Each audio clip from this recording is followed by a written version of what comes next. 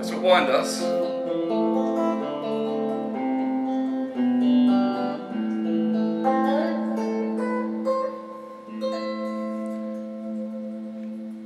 Right, that's a quick introduction because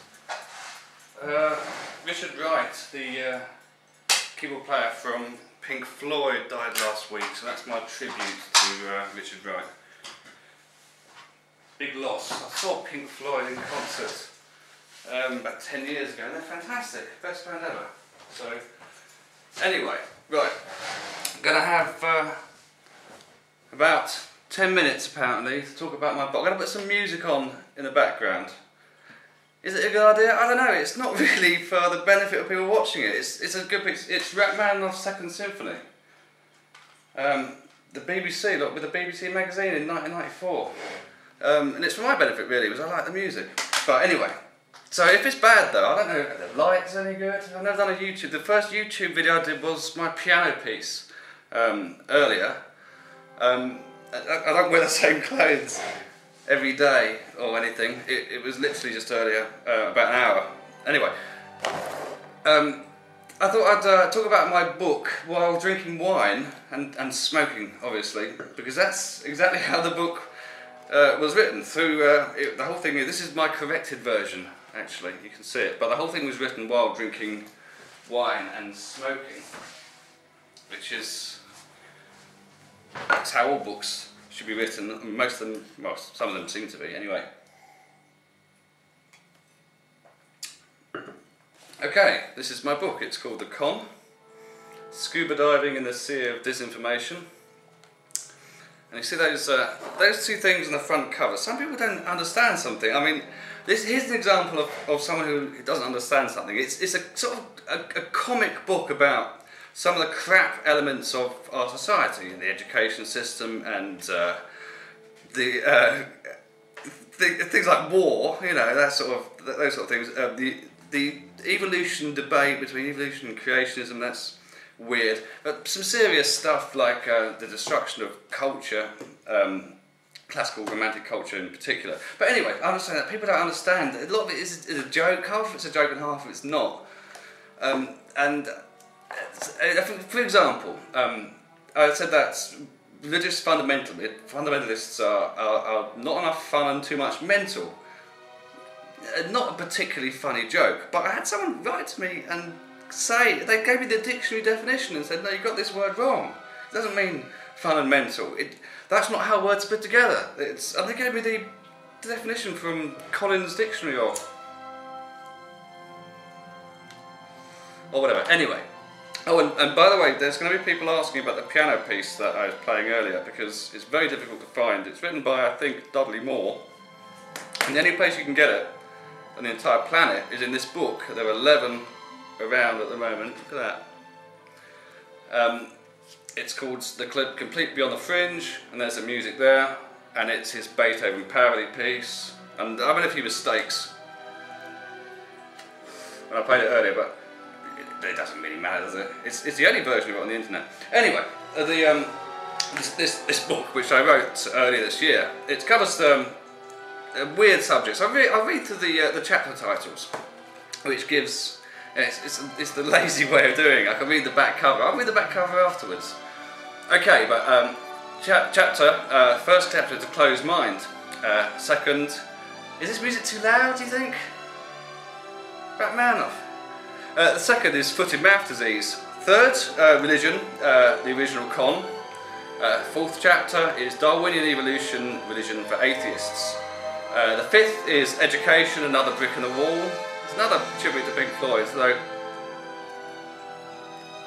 wasn't for the same reasons. Number 6 is The Destruction of Culture. Mozart spins in his grave. In his cheap grave, I might add. He was buried a pauper. Poor bastard.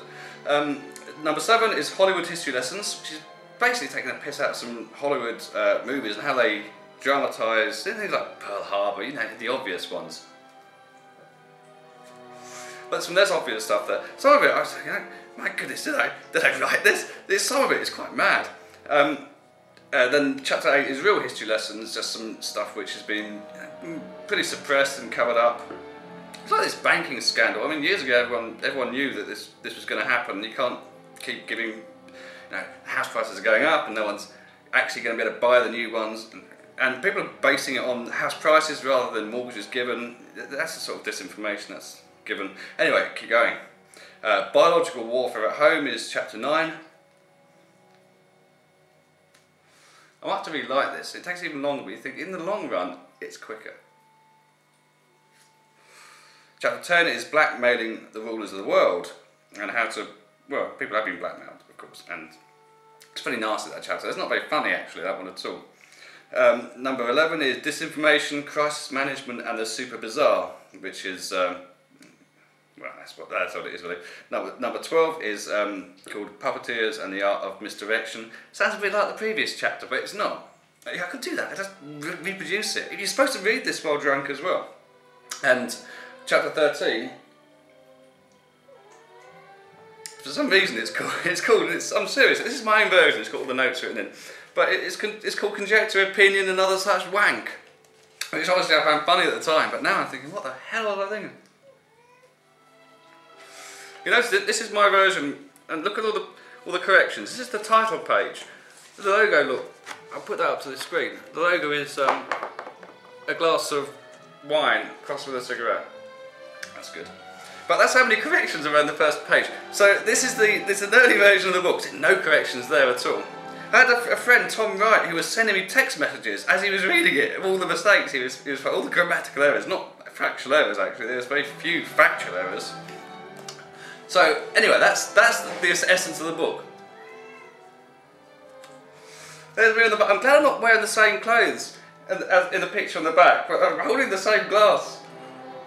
And it's the same cigarette, it looks the same anyway. There's a couple of quotes in the back. I'll read you them actually.